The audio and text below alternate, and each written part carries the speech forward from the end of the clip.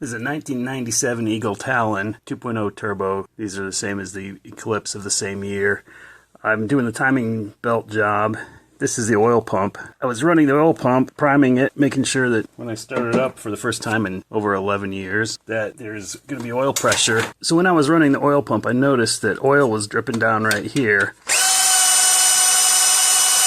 If you've got a leak that you haven't found, and you've replaced the seal here, the O-ring here, the crankshaft seal, and it's still getting oil here, you may want to RTV that guy there. This bolt, and not only that one, but this one too. Right there, oil was coming out of there.